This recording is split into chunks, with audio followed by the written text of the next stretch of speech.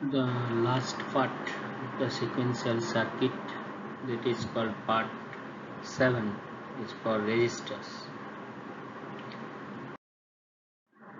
The shift registers, actually, introduction to the shift registers. The shift registers is another type of sequential logic circuit that can be used for storage or transfer of binary data.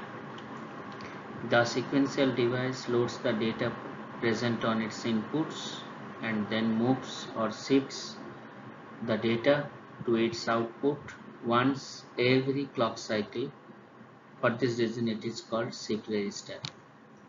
It can shift the data from left side to the right side or from the right side to the left side. So on the depends upon the direction of the shifting, the shift register is called left shift register or right shift register.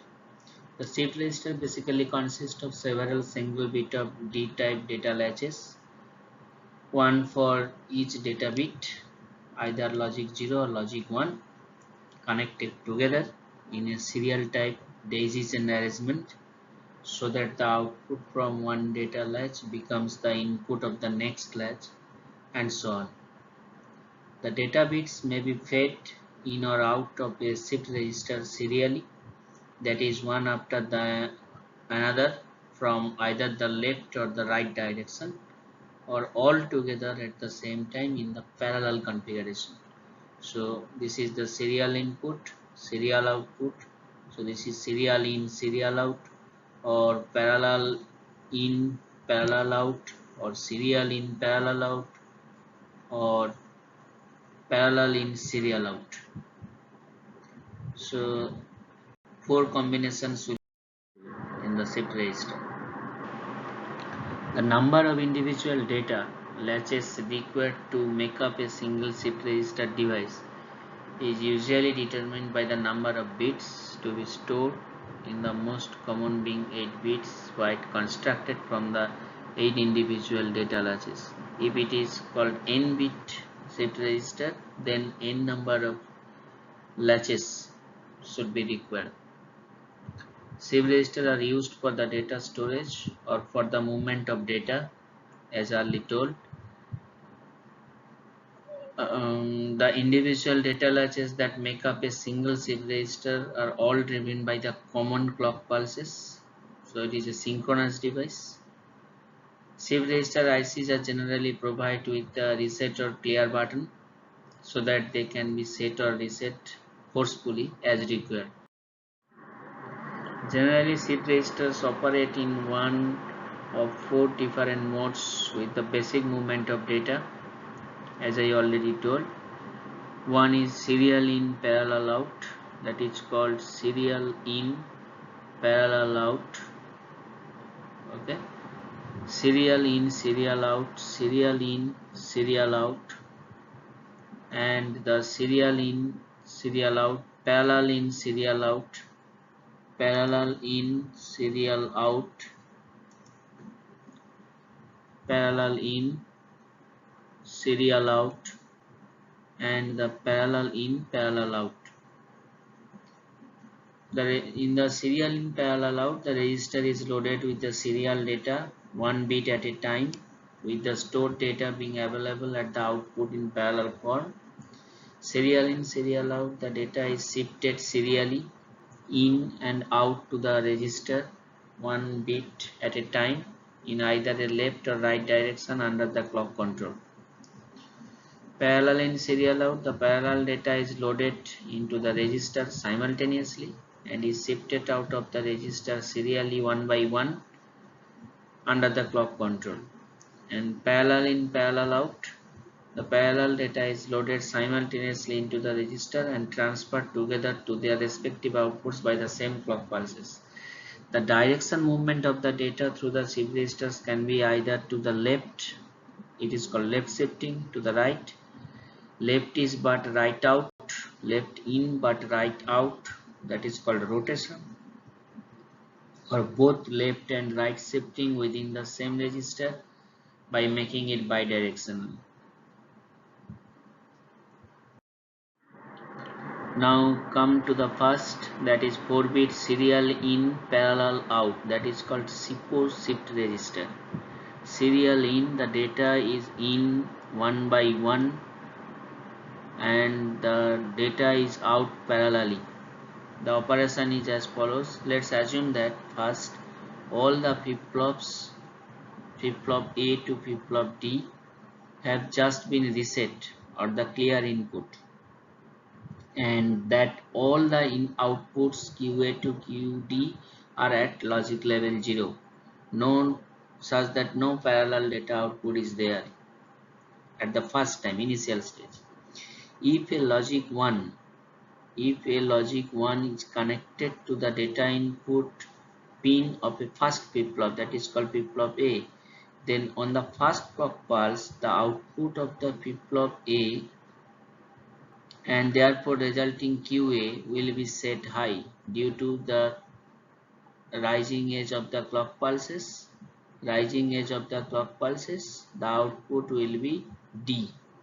So as D is 1, then QA is also 1. Okay.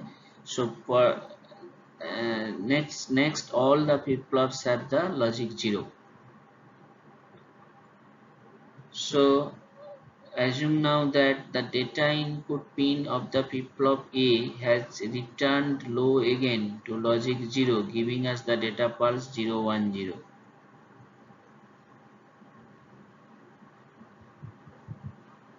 So first that is 0. So now when the first clock pulse will come, then the output of the first flip-flop is 1. Okay, so that is called 1. At the second flip-flop, at the second clock pulse, when the second clock pulse will come, then QA is shifted to QB and the new data input 0 will enter to the DA, flip-flop DA. So then at the second clock pulse, the 1 is shifted to QB and 0 is entering here.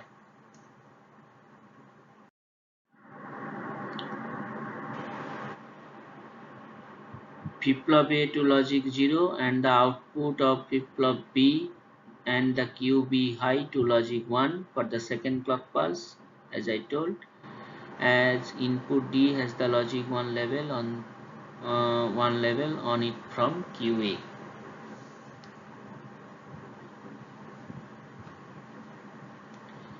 The logic 1 has now moved or been shifted one place along the register to the right as it now at QA.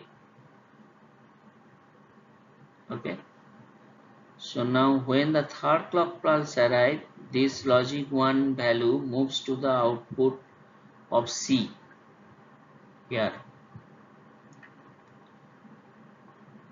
So first clock pulse this is 1, second clock pulse this 1 is shifted here, at third clock pulse this 1 is shifted here, and the last fourth clock pulse we will get the final output at QD as 1.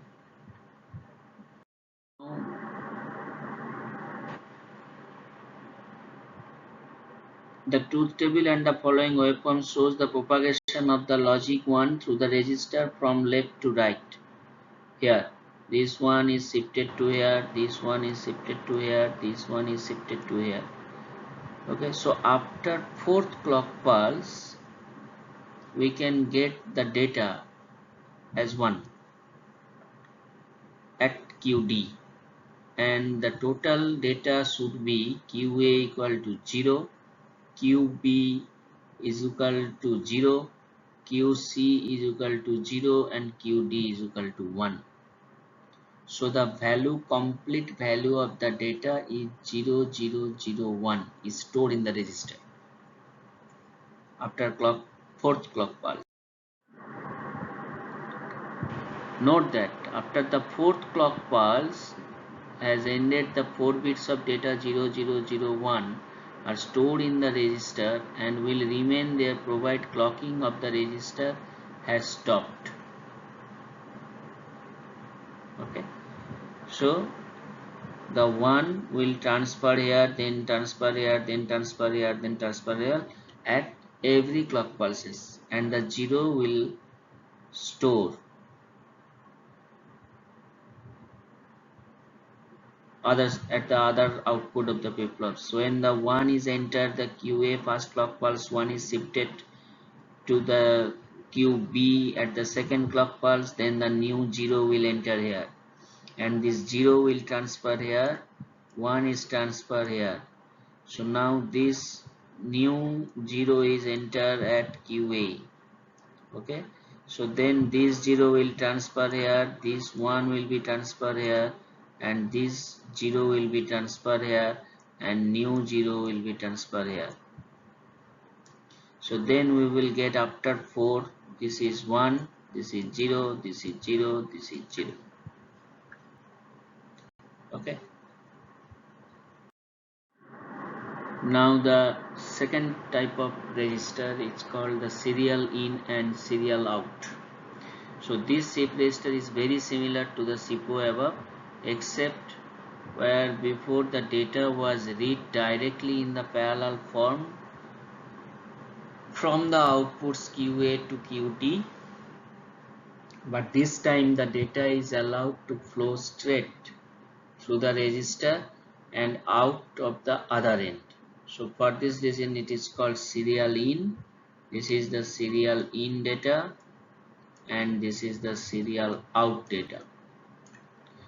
Okay, since there is only one output, the data leaves the shift register 1 bit at a time in a serial pattern.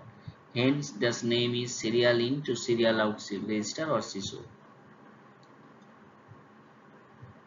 Here the 4-bit serial in serial out shift registers, which have the 4 D flip-flops, that is 4 bit for 4 bit.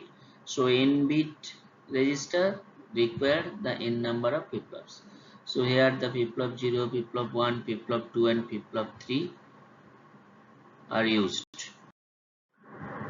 In the 4-bit serial in serial out shift register, the data, if we want to see the data is 1010, how it is entered serially into the register, then we can see that when the first clock pulse will come,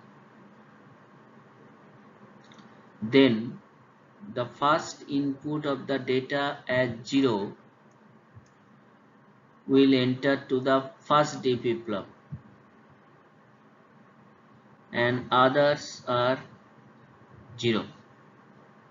Okay, at the second clock pulse the second data bit is here, and the first data bit will transfer to the second flip-flop D. So then the flip-flop 1 output will be 0, and the first register's output contains 1 after clock 2. Then after clock 3 this will transfer here, and this will transfer here, and the new third data 0 will enter to the first D. So then at the clock 4 this 0 will transfer here, this 1 will be transferred here, and this 0 will be transferred here, and the new 1 will enter here. And then after the 4 clock pulse, the 4-bit data 1010 will be stored in the register. So at the enter serially, then we can see that initially all are 0 due to the clear input. So then when the first clock pulse come, this 0 is entering here, first bit of 0. At the second clock pulse the 0 is transferred here, and the new 1 is entered here. At the third this 0 will transfer here, this 1 will be transferred here, and the new 0 will come. And at the fourth clock pulse This 1 will transfer here, this 0 will be finally get at the serial output, and then 1 and then 0 and then 1 again. So after 4 clock pulse we will get all the data stored in the registers, but we cannot get the output. We want to get the output,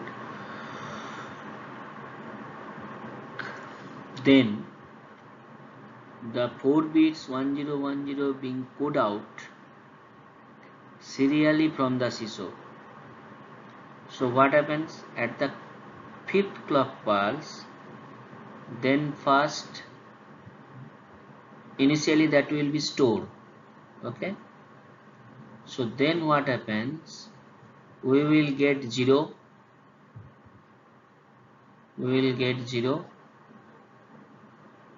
out, 0 out. Okay, then this 0 will be out, then here the 0 will enter, next this 1 will out, then this 0 will here and this 0 will shifted here, then we will get 0, then this 0 will be shifted, this 1 will be shifted here, this 0 will be shifted, this 0 will be shifted, this 0 will be shifted. Then the last clock pulse, this 0 will be enter here. So then after the 8th clock pulse we will get total data at 0101. So at the after clock 4th, these all are the 1010. Okay, so 0 already left, so then the clock 5, the 1 will be left. Okay, so then clock 6 again 0 will be left, clock 7 already 0 will be left. So the 2n minus 1 number of clock pulse needed to get the n number of bits from the serial in to serial out shift register. So it is not effective due to the high delay. Now the third one is the 4-bit parallel in to serial out shift register. In this type of C register, data bits are entered in parallel fashion. So the circuit shown below is a 4-bit parallel input serial output shift register. We can note that the output of the previous flip-flop is connected to the input of the next via the combinational circuit of the two AND gates and an OR gate. This output will transfer to the input of the next flip-flop through this combinational circuit. Okay, the binary input were B0, B1, B2 and B3 is applied through the same combinational circuit. There are two modes in which this circuit can work, namely the shift mode or the load mode. So in the load mode, when the shift/load bar line is low or this is 0, the AND gate 2 and 4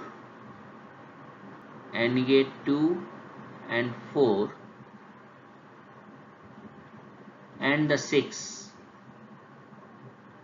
becomes active due to this NOT gate. This will be 1.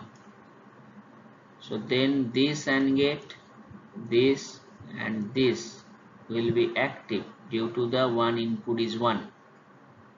So they will pass the B1, B2 and B3 bits to the corresponding flip-flops through the OR gate.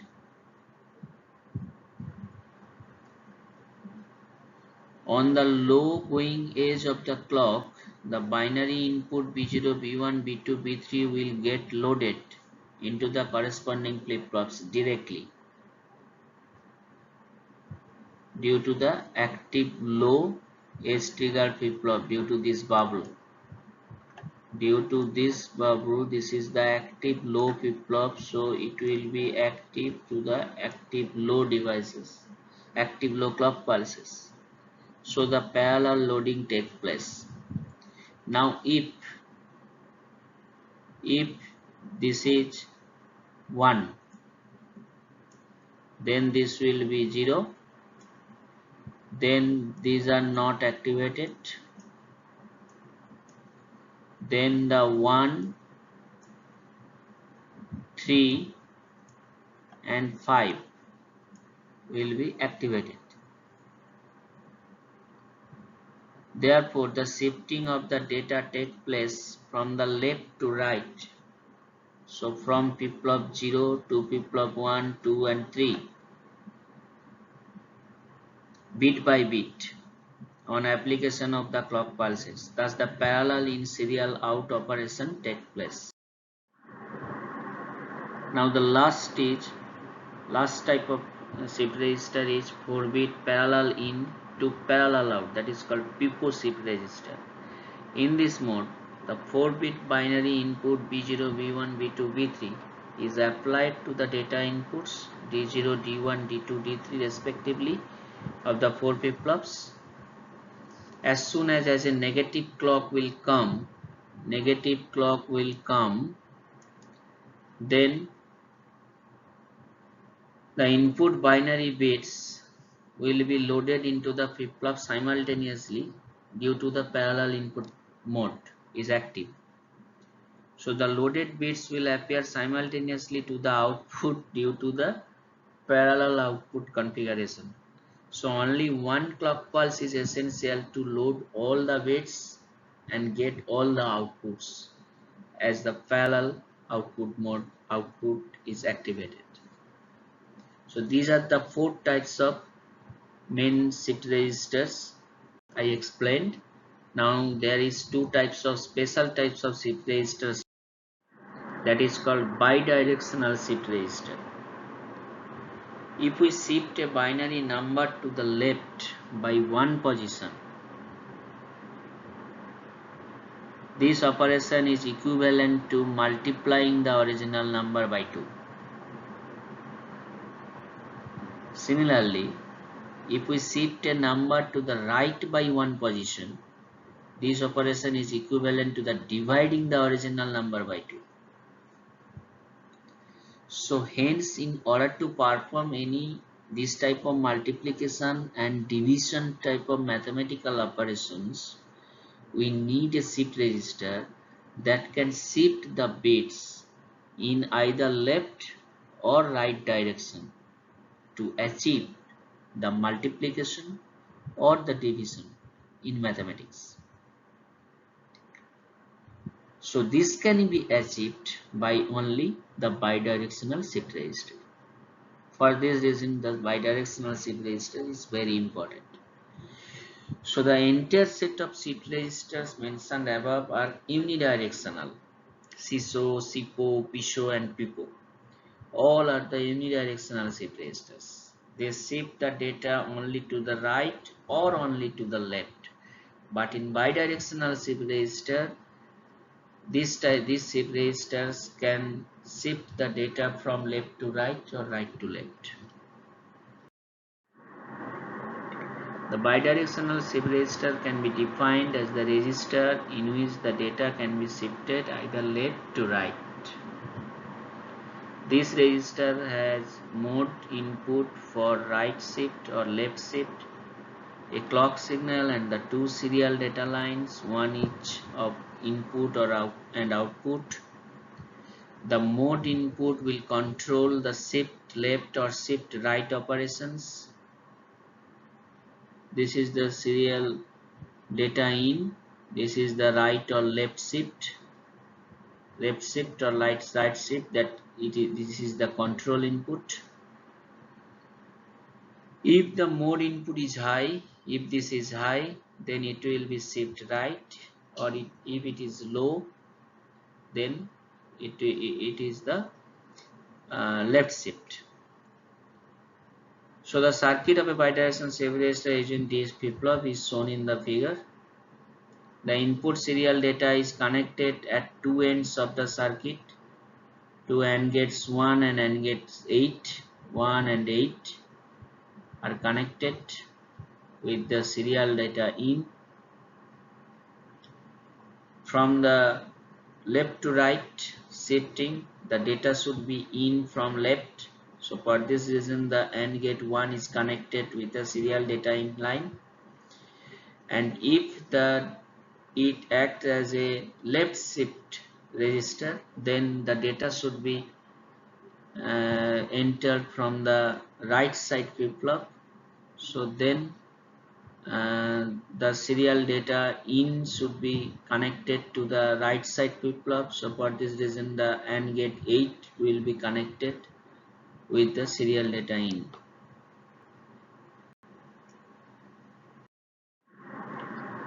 So there is two data flow or data path exist. For the right shift, then the serial data path is the AND 1, then OR 1, then the flip-flop 1, then the Q1, then the AND 2, then, so I repeat again, if the serial data is the right shift, then the data should be coming like this OR gate Q1, Q2, then again OR gate D to Q2, Q2 to AND gate 3, AND gate 3 to OR gate 3, OR gate 3 to flip-flop 3, then Q3, then again AND gate 4, then OR 4, then FF4, then Q4, and then finally it will be out. Or if it is the left shift left, so then the data will be shown like this, that is AND gate 8, the data is connected with the AND gate 8, AND gate 8, then OR 4, then Q4, then AND gate 7, then OR 4, flip-flop 3, Q3, then Q6, AND gate 6, AND gate 6 to OR 2, then flip-flop 2, then Q2, then come to the AND gate 5, then OR 1, then flip-flop 1, then Q1,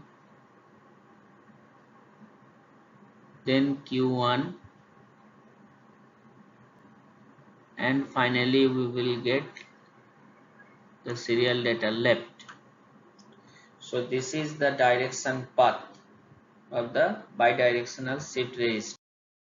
So now if this is the universal shift register, depending upon the mode control, the data will be transferred, or for parallel loading operation, it's connected to 1.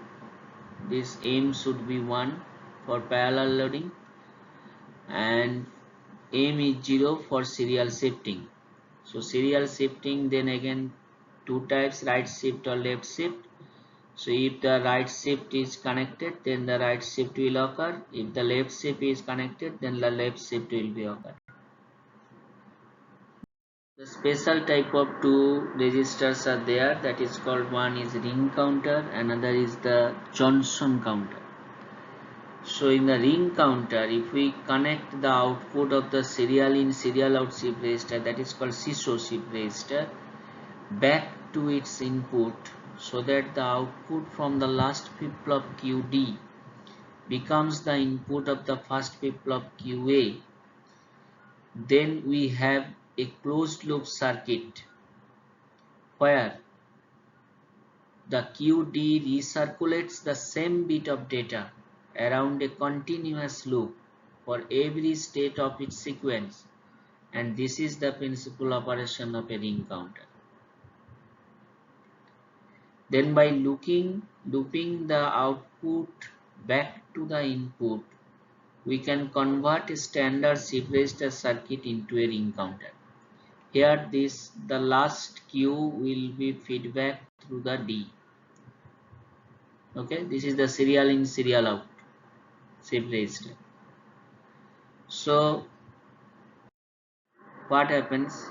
The synchronous ring counter is preset so that exactly one data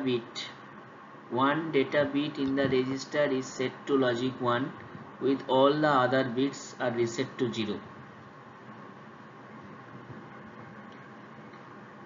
Preset to logic 1 of the first flip-flop. To achieve this, a clear signal is firstly applied to all the flip-flops together in order to reset their outputs to a logic 0 level initially, and then a preset pulse is applied to the input of the first flip-flop only before the clock pulse are applied. Then initially the first flip-flop, that is called flip-flop A, is initially set to 1, then places a single logic 1 value into the circuit of the ring counter. So on each successive clock pulse, the counter circulates the same data bit between the 4 flip-flops over and over again around the ring every 4th clock cycle. First one will be shifted to here, then shifted to here, then again one will be shifted to here. So after 4th clock pulse, this data will be shifted again and again.